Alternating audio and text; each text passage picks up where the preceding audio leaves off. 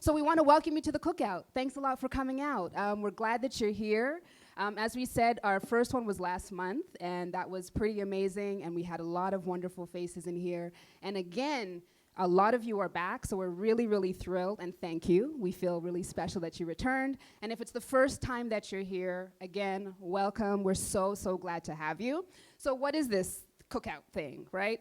So basically, if you look around the room, sometimes I'm sure when you're in your workplaces or you're working with your clients or anything like that, the room doesn't look like this. Not quite, right? And so it can be difficult to bring your whole self, your authentic self, your work, your creativity to these spaces when you sometimes feel like, I'm the only one, and no one understands me, and how do I do that when I'm here? So we wanted to put together a space, as Kareem and I, Mercedes, which I should tell you my name in a second, to put this together so that we would have a space where we could learn from each other, we could mentor each other, we could collaborate, we could talk, we could cry, we could figure things out together. And so we're really glad that this has come together again for today. So this is Kareem, the wonderful Kareem. He is the founder of TheTechEffect. TheTechEffect is a really, really great company that mainly focuses on digital skills and training, whether it is for businesses, organizations, individuals, or entrepreneurs. Kareem has a number of programs and opportunities for folks to upskill, reskill, and change. So I definitely encourage you to check out TheTechEffect and consider joining his mentorship program. It's really wonderful. My name is Mercedes. I'm a communications consultant, and I'm the founder of Black Coffee Communications. And Kareem and I work together. So one of the reasons we wanted to have this kind of space is because this is how it happened for us. We happened to meet, realized that we did things that went together, and so now we work together. So we have clients, joint clients that we serve together, and we just want to give everybody that opportunity. All right, so tonight, again, we have a wonderful, wonderful guest. I am not going to do the introduction. I'm going to leave that to Kareem. But we're going to talk about getting our money right. Okay? And we're going to talk about personal brand. And we're going to talk about how to put all of that together for the greater good of our careers and our personal lives. And we're really excited to have the wonderful Jayden Kennedy with us. And so without further ado, I will pass it over to Kareem. And away we go. Thank you. A hand for Jayden, our guest today, okay? Because the world works in a mysterious way now, right? Like everything is online, offline. So I'm always like looking online to see who's doing their thing and different marketing strategies. And you're always just looking for ideas. And when I came across Jayden, I was very impressed with her social media presence, her education, her knowledge. And she's from Durham. I live in Durham. I didn't know that at the time, but we tapped in at an event just like this through somebody who I connected with. We've spoken at events together now, and I just thought, like, for the next edition, I thought she would be dope to have as a guest. So Jayden, she's a real estate broker, born and raised in Durham, like I mentioned. She went to University of San Diego in California. So she did volleyball there, right? So very interesting, the sports side. And she became interested in real estate and obtained her license when she came from playing volleyball overseas. She's passionate about bridging the gap between financial literacy and real estate acquisition, right? So we know that real estate is a very, very interesting topic right now. Whether you're trying to get into a house or you're trying to use it to flip and make money, it's definitely a vehicle that we all need to tap into and be knowledgeable about. So that's another reason why I wanted to bring her here. And then also, her ultimate goals are empowering and inspiring those around her and normalizing financial conversations at the dinner table. So again, a hand for Jayden, our guest today. And I wanted to start, I did my research, and I wanted to start with, like just playing sports overseas, right? Traveling, being in different countries. A lot of us need to experience that to open our minds and experience new things. So how did that prepare you for your entrepreneurial journey that you're on right now? Hi, everyone. Okay, the mic's working. Perfect. Hello. Thank you for the great introduction.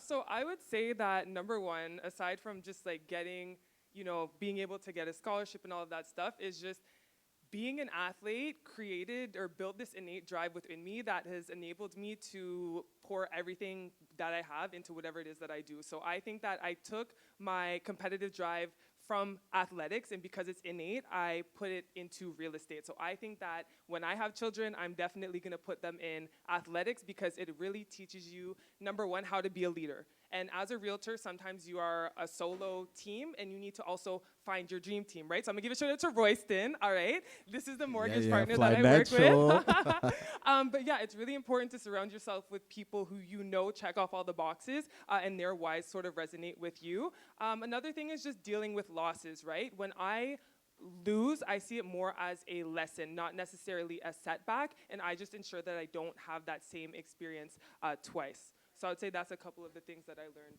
from sports. Oh, and working with different types of people. That's another thing, because in real estate, I am the realtor. I have to work with other realtors. I have to learn different personalities. So even as an entrepreneur, knowing disc profiles, how your clients sort of interact, what they like, what they don't like, it'll really help you succeed in business. So yeah.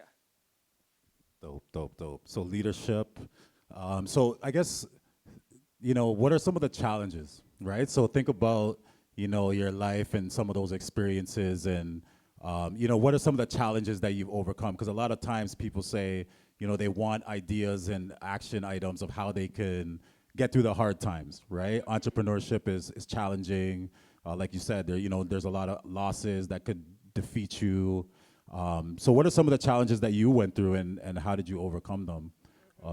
Maybe one or two key ones that shaped who you are. Shaped who I am. Okay, so my main challenge is industry saturation. So in Toronto, we have like over 70,000 realtors. So how am I gonna make myself stand out when I'm against all these other realtors? And let's be real, there's people who've been in the game for 20, 30, 40 years. So some people have been in the game, I'm 26. Some of the people have been in the game longer than I've literally been on this planet. So how am I gonna convince them that I am the person that they should work with? Number two would probably be just my age, I feel like I get a lot of my business through social media, and we're gonna discuss that.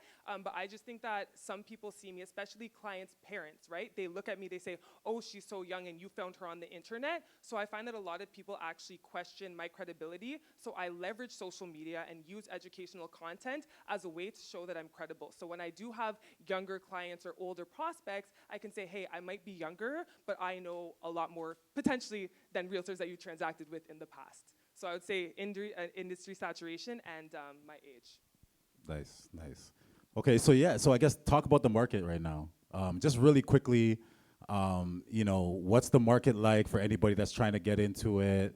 The rates are really high. There's a lot of questions of like people would have. So what are some of the top things that you're seeing in the market, and how would you encourage people to move forward to, start to build wealth through real estate?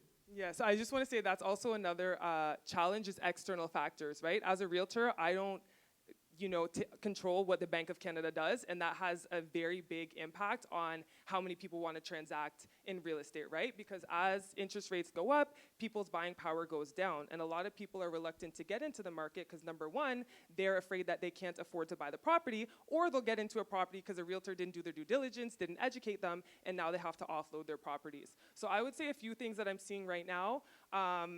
Pre-construction, people bought pre-construction a couple years ago. Prices have gone down. Some people, the properties aren't appraising. They're not able to close on their properties and they have to offload them. Some people, they just got into it, didn't do their due diligence, or got the wrong advice and now they're trying to offload the property. So I would say that that's one of the issues that we're seeing. Other people, they overpaid for their properties during COVID, a resale property, right? And now they can't afford the property on a monthly basis because they got variable mortgages. And as the interest rates go up, so do your monthly payments. Some people can no longer make those payments and they have to offload their properties.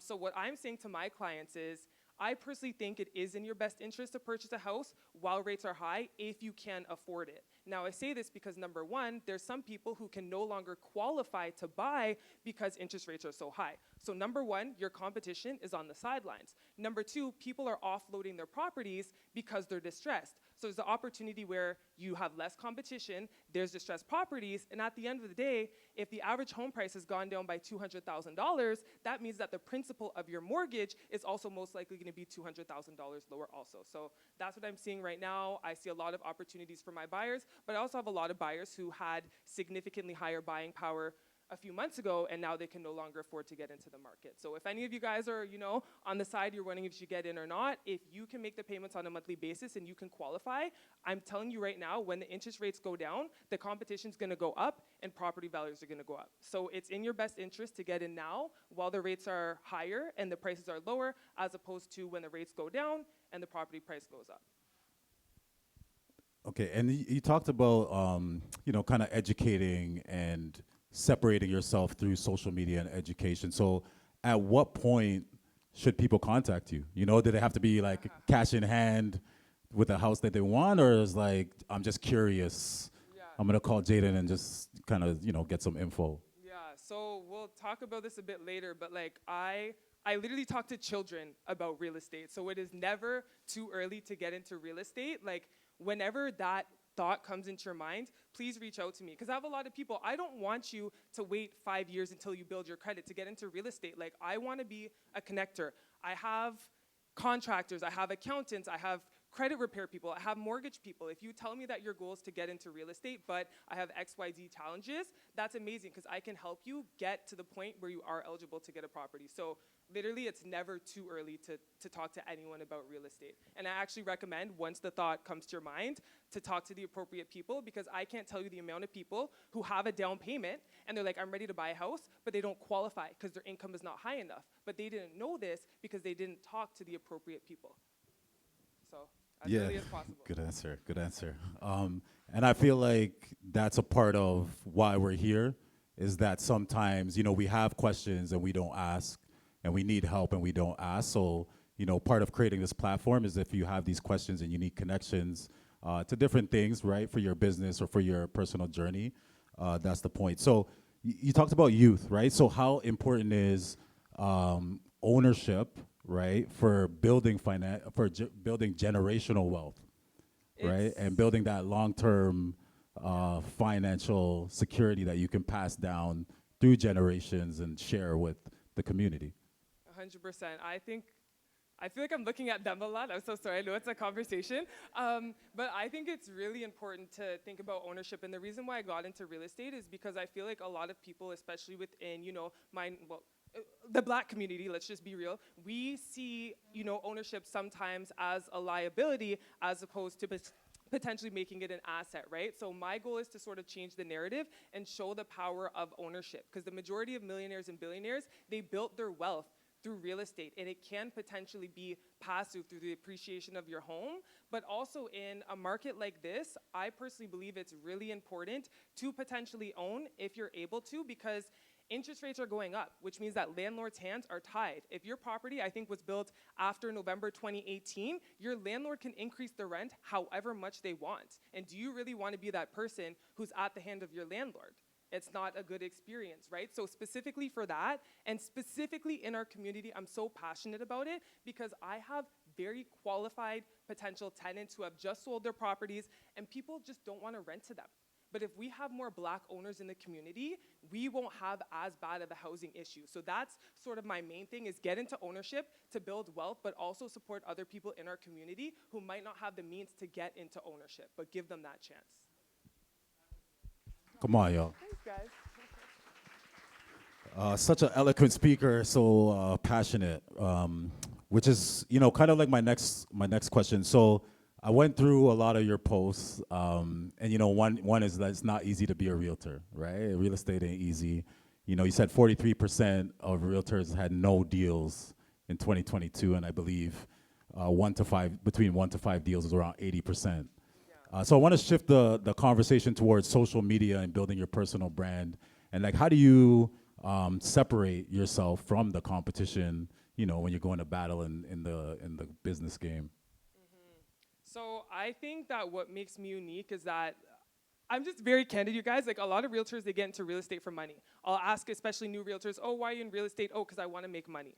I didn't get into real estate to make money. I got into real estate to educate and support people in our community, and money is really a byproduct of that. So I think what stands out, what makes me stand out, especially like my clients, I'm really big on getting testimonials. They will tell you, I'm the type of person, if we walk into a house and I don't think it's the right house for them, I will tell them right away. So I think that just being authentic and also saying it how it is, right? I want to ensure that you're able to afford your property. Sometimes what you're pre-approved for doesn't actually mean that's what you can afford. That is the max of what you can buy. So I think a lot of people, they get a pre-approval, they think, oh, I'm gonna max out my pre-approval, but then they can't afford it on a monthly basis. So I also make sure that I take the educational approach, I do my due diligence to ensure that people don't put themselves in a bad situation in the long run. Because once again, we're getting into real estate to build generational wealth, and I'm telling you right now, if you take one wrong step, especially as your first step, it's gonna be very hard to get out of that.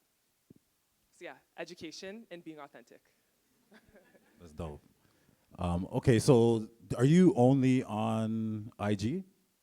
Is that your only social platform that you're on? No, so I'm like on every platform, but I'm not really active on them. Okay, So okay. IG mostly. So IG is your Yeah. main thing. Yeah. So one of the biggest questions, or, as entrepreneurs, we have this fear of talking on camera, right? So it's like, okay, I have a business, I have an IG page, I'm gonna do like standard posts or, with text in it or images. And then a lot of people hesitate when it's time to, talk video. So you have a lot of videos.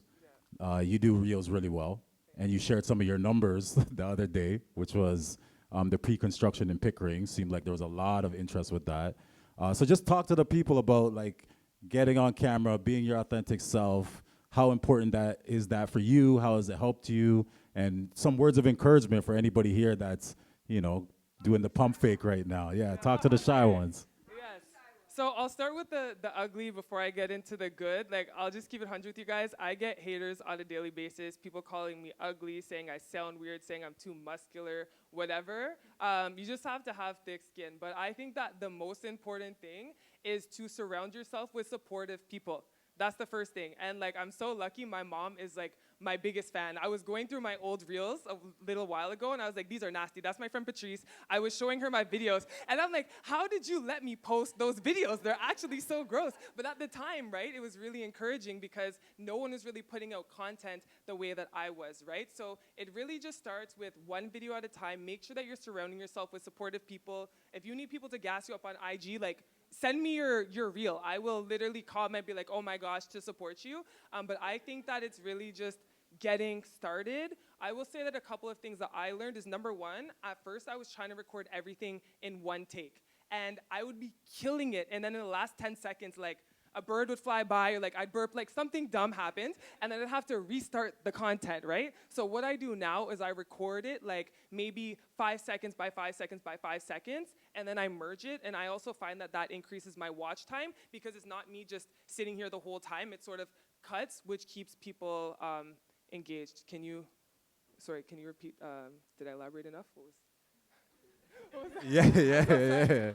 I forget the question. Yeah, it was just like how you overcome the fear of getting on video. Oh, yeah. So having a good support system, and then I find that you'll just get that one follower who like comments, and then that really encourages you. And then I remember the first time I got someone recognize me in public, and I was like, whoa, that is so cool. Like, that was a milestone for me, right? So it's just having your friends really support you, having them share your content is the first thing, and then the more engagement that you get, the more motivated you'll be. And I'm at the point now where it's like, if I don't post a reel for a week, like my followers are on me like, Jayden, I'm waiting for the reel that you're about to post, right? So I think just limiting beliefs, get it out of your head. A lot of people who are doing what you guys do are also too afraid to get on video. And I was afraid to get on video because let's be real, I'm a black woman. I didn't know how that was gonna be interpreted. I was nervous how people were gonna take in my personality. But what I realized is when I was myself, Well, I was myself the whole time, I guess. But like when you're yourself, that's when you start to attract people who are like you. So I'm so blessed in the sense that the people I do business with right now,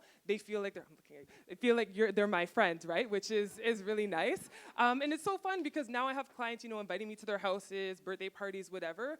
But that wouldn't have happened if I didn't put my face on video. And people get to know you way better. And when you meet people in person, it feels like you guys already have that relationship. So if anyone is like afraid to get on camera, you need like a pat on the back, like just message me, I got you. But all of you, raise your hand if you're an entrepreneur in here. Okay, all you guys, okay, now raise your hand if you do reels. Okay, this is very good, actually. Okay, good job, guys. Yeah, so keep it up. And for people who are afraid, like, honestly, don't let those limiting beliefs prevent you from taking the first step. Because if you don't, someone else who might not be as qualified will, and they're going to have more exposure than you, and you're probably going to lose your client to them. Thank you. And then, so you get to a point where, you have, say, 10 reels, 20 reels, you got the flow of making the video, and then how do you decide, like, if it's working? So you look at the data. Do you put, like, ad dollars behind some of your posts? Like, how does that work in terms of amplifying the message and reaching more people? Yeah, so there's analytics on Instagram. I think you have to be a business or creator profile. One of those two. I will say if you're going to start doing reels, if you're a business profile, you can't really use copyrighted music, but I found that if you use creator instead, you can use copyrighted music. So that's, when I first got on IG, I was like, why can I not use Drake? And I realized that's because I was using the wrong type of profile, right? So I would say that, I'm so sorry. Can you repeat what you said? How you use data to determine... Yes, okay, amplify so the message. Data, yes. So when you have one of those accounts, you can actually go to the bottom of your video and it goes to insights. So it tells you the views, the shares, the saves, all of that. Instagram, in my opinion, followers, they don't matter. Half of the entrepreneurs are buying followers anyways, if I'm just being real. And these check marks now. No hate if anyone's doing that, but it's going to mess you up on the algorithm. So I would recommend to stop doing that and get authentic followers, which is why I think that I get the engagement I do. Just for people who don't follow me, I posted a reel like 2 days ago, has over 1,000 shares, maybe 500 and something saves, 30,000 views or something like that. So I am getting good engagement, but that's because I'm being very authentic with the content I put out. But anyways, I'll take a look. Okay, this has this many saves, this has this many shares, this has this many plays. It seems like people might like this. So I noticed pre-construction, people were sharing that a lot. So I figured, you know what, let me start making more pre-construction content. Realized, I guess it was just a two-hit wonder. It wasn't really as popular as I thought, but you don't know unless you try, right? So now I'm gonna do a little less with pre-construction, but more about qualifying for a purchase and maybe highlighting some of the problems that people are experiencing with pre-construction. Now when it comes to ads, I'm not gonna lie, like I'm spending a lot of money right now, but it is definitely, the ROI is really good. So last year, I was spending $100 a month on my ads, and my business was really growing. So now, this year, my budget's $1,000. So $1,000 a month I'm spending on Instagram ads for boosting my reels. But like I've made 10 times that. Like I'm spending 12,000, but I'm making a lot of money off of Instagram right now. So I was really hesitant to invest in my social media marketing. But then once I realized that it's actually bringing me business, like I have no issues dropping money because I know that the ROI is gonna be there. So I think that's a big takeaway. But follows, even views, I don't think that views are a really good indicator of how good your content is. You wanna see how many people are saving it because they wanna reference it later, and how many people are sharing that content with other people. Thank you for that, yeah. And thank you for sharing that, to give that context in terms of how much you're spending. But again, it's about investing in yourself, right? Investing in your business, and then that's how you'll see that return. Yeah, and sorry, like I said, I started with $100 a month, right? Because I wanted to see what the return is. You don't want to just go crazy, start investing a lot of money when you're new to Reels, because you might not know what your target audience likes. And if you're not hitting your target audience, then it might honestly be a waste of money. So you want to make sure, get some Reels out there, see what gets the most engagement, do some more market research, and then go from there. Okay, and then you mentioned working with like a lot of different people, right? Like as a realtor, you gotta have like mortgage, you gotta have different lawyers, all that stuff. So How do you find that's been in terms of finding the right people to work with? And really, one of the reasons we're all here is to share, right? So are they helping you with business? You're helping them with business? Talk about that, reciprocal relationship with other businesses that you work with. So I think that a lot of the partners that I find are actually from social media. Like I already talked about Royce, and I found it from a podcast. So like if you hop on a podcast, that might be another way to, gain business or partners too. But I just think that having strategic partnerships is really good and working with the right people. There's some, for example, mortgage or realtors, they want to kick back from their mortgage agents. I don't do that. I just want to ensure that my clients get an amazing experience, because if they have an amazing experience, they're going to come back and they're going to refer people to me, they're going to refer people to Royston, and we're going to make sure that there's a really well-run, ecosystem. I will say that when I first got into real estate, I sort of just started working with everyone, anyone who reached out to me, and I learned quickly that that was not the way. So I would recommend, I use a lot of social media, and most of my clients come from social media. So for me, if I have partners who are very active on social media, it aligns with my brand and it's going to resonate with my clients. So if they say, hey, do you have a mortgage person? Yeah, here's this person's reel, here's this person's reel, here's this person's reel. Not only do they see the way that those people articulate themselves, they get to better understand my partners as a person.